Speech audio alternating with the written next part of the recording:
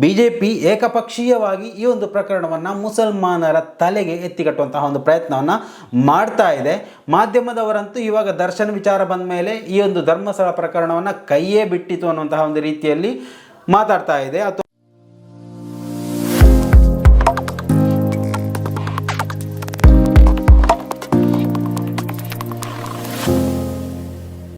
Hello hi ಎಲ್ರಿಗೂ ನಮಸ್ಕಾರ, welcome to Janata agent.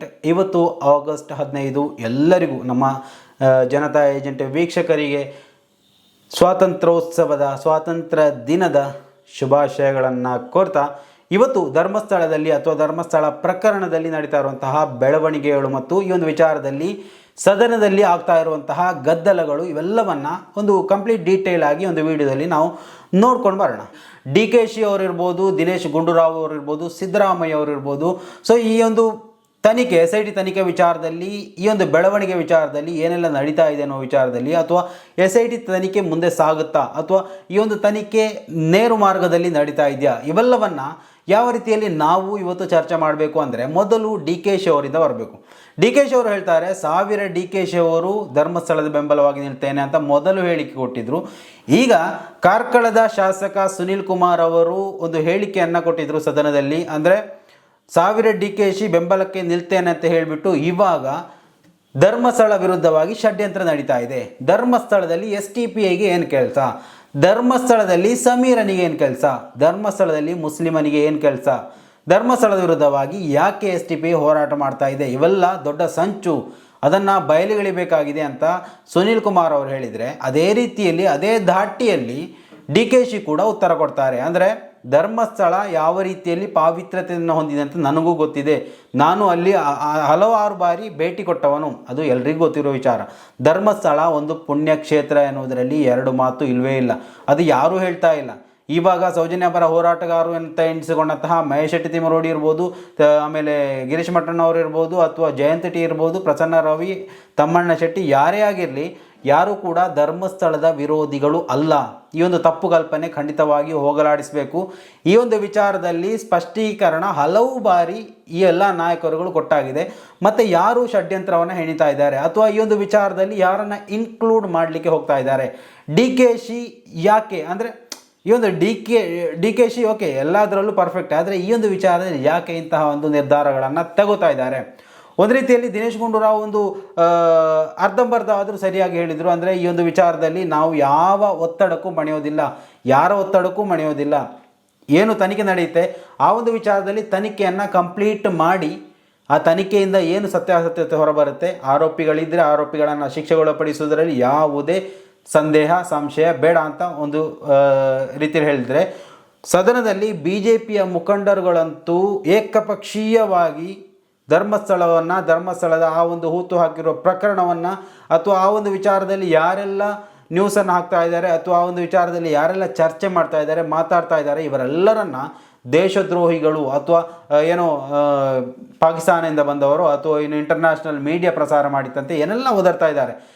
ಆದರೆ ಇವತ್ತು ನಿಜವಾಗಿಯೂ ನಾವು ಈ ಒಂದು ಧರ್ಮಸ್ಥಳ ಪ್ರಕರಣದಲ್ಲಿ ನಾವು ನೋಡಬೇಕಾದದ್ದೇನು ಅಂದರೆ 1980ರ ಆಸುಪಾಸಿನಲ್ಲಿ ಆ ಒಂದು ಇಸವಿಯ ನಂತರ ಪದ್ಮಲತಾ ಇರ್ಬೋದು, ವೇದವಲ್ಲಿ ಇರ್ಬೋದು, ಆನೆಮೌತ ಪ್ರಕರಣ ಇರ್ಬೋದು, ಆಮೇಲೆ ನಾರಾಯಣ ಕೇಸ್ ಇರ್ಬೋದು, ಆಮೇಲೆ ಸೌಜನ್ಯ ಪ್ರಕರಣ ಇರ್ಬೋದು, ಕೊನೆಯದಾಗಿ ನಾವು ಕೇಳಲ್ಪಟ್ಟಂತಹ ಒಂದು ದೊಡ್ಡ ಪ್ರಕರಣ ಅಂದರೆ ಸೌಜನ್ಯ ಪ್ರಕರಣ. ಸೊ ಇವೆಲ್ಲ ಪ್ರಕರಣಗಳು ನಡೆದಂತಹ ಒಂದು ಗ್ರಾಮ. ಸೊ ಆ ಒಂದು ಗ್ರಾಮದಲ್ಲಿ ಈ ಎಲ್ಲ ಪ್ರಕರಣಗಳಲ್ಲೂ ಆರೋಪಿಗಳು ಅಂತ ಯಾರೂ ಸಿಕ್ಕಿ ಹಾಕ್ಕೊಂಡಿಲ್ಲ. ಆರೋಪಿಗಳು ಅಂತ ಇದ್ದೇ ಇರ್ತಾರೆ ಅಲ್ವಾ, ಆರೋಪಿಗಳಂತ ಇದ್ದೇ ಇರ್ತಾರೆ. ಸೌಜನ್ಯ ಪ್ರಕರಣದಲ್ಲೂ ಹಾಗೆ ಸಂತೋಷ್ ರಾವನ್ನ ಮೊದಲು ಆರೋಪಿ ಅಂದರು, ನಂತರ ಸಂತೋಷ್ ರಾವ್ ಆರೋಪಿ ಅಲ್ಲ ಅಂತ ಖುಲಾಸೆಗೊಂಡರು, ನಂತರ ಆರೋಪಿ ಯಾರು ಅನ್ನೋಂತಹ ಕ್ವಶನಲ್ಲಿ ಆಗಿತ್ತು. ಇಷ್ಟೆಲ್ಲ ಹೋರಾಟಗಳು ನಡೆದುವಂಥದ್ದು. ಆದರೆ ಇವತ್ತು ಸೌಜನ್ಯ ಪ್ರಕರಣಕ್ಕೂ ಈ ಒಂದು ಧರ್ಮಸ್ಥಳ ಅಗೆಯುವಂತಹ ಪ್ರಕ್ರಿಯೆಗೂ ಯಾವುದೇ ಸಂಬಂಧ ಇಲ್ಲ. ಯಾಕಂತಂದರೆ ಇದು ಸಾಕ್ಷಿದಾರ ಅಂದರೆ ಅಲ್ಲಿ ಏನು ಶವ ಹೂತಿಟ್ಟಿದ್ದೇನೆ ಅನ್ನುವಂತಹ ಹೇಳಿದಂತಹ ವ್ಯಕ್ತಿ ಏನಿದ್ದಾನೆ 20 ವರ್ಷಗಳ ಮೊದಲು 10-15 ವರ್ಷಗಳ ಮೊದಲು ಶವ ಇಡ್ತಾ ಇದ್ದಂತಹ ಅವರ ವ್ಯಕ್ತಿ, ಆತನಿಗೆ ಪಾಪ ಪ್ರಜ್ಞೆ ಕಾಡಿ ಆತ ಬಂದು ಸ್ವತಃ ದೂರು ದಾಖಲಿಸಿ ಸಾಕ್ಷಿಗಳನ್ನು ಹೇಳಿ ಇಂತಿಂತಹ ಪ್ರದೇಶಗಳಲ್ಲಿ ನಾನು ಶವಗಳನ್ನು ಹೂತು ಹಾಕಿದ್ದೇನೆ ಅನ್ನುವಂತಹ ವಿಚಾರಗಳನ್ನು ಹೊರತಂದು ಆತ ಮಾಡಿರುವಂತಹ ಪ್ರಯತ್ನ ಇದು. ಸೊ ಆ ಒಂದು ವಿಚಾರದಲ್ಲಿ ಆಗಿದೆ ಇಲ್ಲಿ ಪ್ರಕರಣ ದಾಖಲಾಗಿರುವಂಥದ್ದು. ಆದರೆ ಇವಾಗ ನಡೀತಾ ಇರುವಂತಹ ಬೆಳವಣಿಗೆ ಯಾವ ರೀತಿಯಲ್ಲಿದೆ ಅಂದರೆ BJP ಏಕಪಕ್ಷೀಯವಾಗಿ ಈ ಒಂದು ಪ್ರಕರಣವನ್ನು ಮುಸಲ್ಮಾನರ ತಲೆಗೆ ಎತ್ತಿಕಟ್ಟುವಂತಹ ಒಂದು ಪ್ರಯತ್ನವನ್ನು ಮಾಡ್ತಾ ಇದೆ. ಮಾಧ್ಯಮದವರಂತೂ ಇವಾಗ ದರ್ಶನ್ ವಿಚಾರ ಬಂದ ಮೇಲೆ ಈ ಒಂದು ಧರ್ಮಸ್ಥಳ ಪ್ರಕರಣವನ್ನು ಕೈಯೇ ಬಿಟ್ಟಿತು ಅನ್ನುವಂತಹ ಒಂದು ರೀತಿಯಲ್ಲಿ ಮಾತಾಡ್ತಾ ಇದೆ ಅಥವಾ ಆ ಒಂದು ವಿಚಾರಗಳನ್ನು ಹೊರಹಾಕ್ತಾ ಇದೆ. ಆದರೆ ನಮಗೆ ಈ ವಿಚಾರವನ್ನು ಹಾಗೆ ಸುಖಾಸುಮ್ಮನೆ ಬಿಡುವ ಹಾಗೆ ಇಲ್ಲ.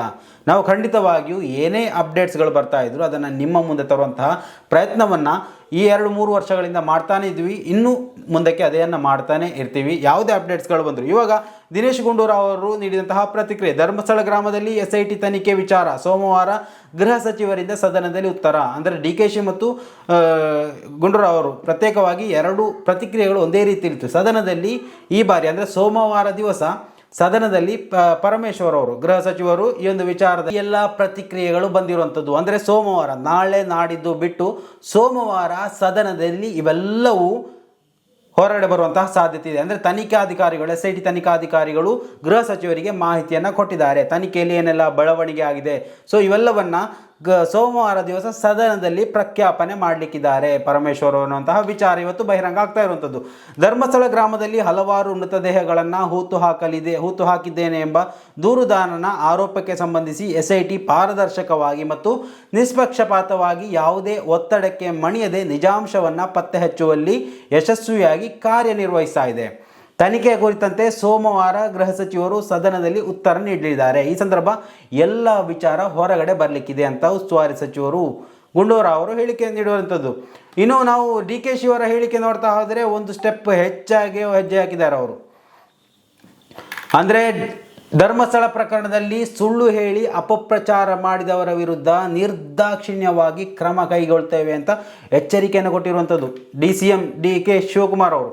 ಧರ್ಮಸ್ಥಳ ಪ್ರಕರಣದಲ್ಲಿ ಸುಳ್ಳು ಹೇಳಿ ಅಪಪ್ರಚಾರ ಮಾಡಿದವರ ವಿರುದ್ಧ ಕ್ರಮಕ್ಕೆ ಸರ್ಕಾರ ಗಂಭೀರವಾಗಿ ಒಂದು ಪ್ರಕರಣವನ್ನು ತೆಗೆದುಕೊಳ್ಳೋಕೆ ಚಿಂತನೆ ಮಾಡಿದೆ ಅಂತ ಹೇಳ್ಕೊಂಡಿದ್ದಾರೆ ಅವರು.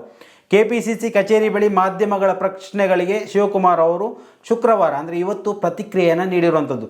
ಧರ್ಮಸ್ಥಳ ಪ್ರಕರಣಕ್ಕೆ ಸಂಬಂಧಿಸಿದಂತೆ ಪ್ರಶ್ನೆ ಕೇಳಿದಾಗ ಇದು ಧರ್ಮಸ್ಥಳದ ಪರ ಅಥವಾ ವಿರುದ್ಧದ ವಿಚಾರವಲ್ಲ, ಎಲ್ಲ ಪ್ರಕ್ರಿಯೆ ನ್ಯಾಯಬದ್ಧವಾಗಿ ನಡೆಯಬೇಕು. ಧರ್ಮಸ್ಥಳವನ್ನು ನಾನು ಬಹಳ ಹತ್ತಿರದಿಂದ ನೋಡಿದ್ದೇನೆ. ಅಲ್ಲಿನ ಭಕ್ತಿ, ಶ್ರದ್ಧೆ, ಪ್ರಕ್ರಿಯೆಗಳ ಮೇಲೆ ನನಗೆ ಅಪಾರವಾದ ನಂಬಿಕೆ, ಆತ್ಮವಿಶ್ವಾಸವಿದೆ. ಮುಂದಿನ ದಿನಗಳಲ್ಲಿ ತನಿಖೆಯಿಂದ ಅಲ್ಲಿ ನಡೆದಿರುವ ಷಡ್ಯಂತ್ರ ಹೊರಬರಲಿದೆ ಅನ್ನೋ ವಿಶ್ವಾಸ ನನ್ನದು. ಈ ಪ್ರಕರಣದ ವಿಚಾರವಾಗಿ ನಮ್ಮ ಗೃಹ ಸಚಿವರು ಅಧಿವೇಶನದಲ್ಲಿ ಸೋಮವಾರ ದಿವಸ ಸದನದಲ್ಲಿ ಈ ಒಂದು ವಿಚಾರದಲ್ಲಿ ಸತ್ಯಾಂಶವನ್ನು ಹೊರಗಡೆ ಇಡ್ಲಿಕ್ಕಿದ್ದಾರೆ ಅನ್ನುವಂತಹ ಮಾಹಿತಿ ಕೊಟ್ಟಿರುವಂಥದ್ದು. ಸೊ ಒಂದಂತೂ ಕನ್ಫರ್ಮ್ ಆಯಿತು, ಸೋಮವಾರ ದಿವಸ ಸದನದಲ್ಲಿ ಒಂದಂತೂ ಯಾವುದೇ ವಿಚಾರದಲ್ಲಿ ಆಗುತ್ತೆ, ತನಿಖೆಯಲ್ಲಿ ಪಾಸಿಟಿವ್ ಆರ್ ನೆಗೆಟಿವ್ ಏನೇ ಆದರೂ ಹೊರಗಡೆ ಬರಲಿಕ್ಕಿದೆ, ಆವಾಗ ನಿಜಾಂಶ ಗೊತ್ತಾಗಲಿಕ್ಕಿದೆ. ಸೊ ಆ ಒಂದು ಸಂದರ್ಭದಲ್ಲಿ SIT ಇದುವರೆಗೂ ಎಷ್ಟೊಂದು ನಿಷ್ಪಕ್ಷಪಾತವಾಗಿ ವರದಿಯನ್ನು ಮಾಡಿದೆ ಅಥವಾ ತನಿಖೆಯನ್ನು ಕೈಗೊಂಡಿದೆ ಎನ್ನುವುದನ್ನು ಸೋಮವಾರದವರೆಗೆ ಕಾದು ಕೂತು ನಮಗೆ ತಿಳಿದುಕೊಳ್ಳುವಂತಹ ಅನಿವಾರ್ಯತೆ, ಅಂದರೆ ಅಲ್ಲಿವರೆಗೆ ಕಾಯಲೇಬೇಕಾಗಿದೆ. ಸ್ನೇಹಿತರೆ, ಆ ಒಂದು ದಿವಸ ಏನು ಅಭಿಪ್ರಾಯಗಳು ಬರುತ್ತೆ, ಏನೆಲ್ಲ ವಿಚಾರಗಳು ನಡೆಯುತ್ತೆ ಎಲ್ಲವನ್ನು ನಿಮ್ಮ ಮುಂದೆ ತರುವಂತಹ ಪ್ರಯತ್ನ ಮಾಡ್ತೀವಿ. ಈ ಒಂದು ಮಾಹಿತಿ ನಿಮಗೆ ಇಷ್ಟ ಅನಿಸಿದರೆ ದಯವಿಟ್ಟು ಸಬ್ಸ್ಕ್ರೈಬ್ ಮಾಡ್ಕೊಳ್ಳೋಕೆ ಮರಿಬೇಡಿ. ಈ ಒಂದು ವಿಚಾರವನ್ನು ಶೇರ್ ಕೂಡ ಮಾಡಿ. ಮುಂದಿನ ಮಾಹಿತಿಯೊಂದಿಗೆ ಮತ್ತೆ ಭೇಟಿಯಾಗೋಣ. ಅಲ್ಲಿವರೆಗೂ ನಮಸ್ಕಾರ.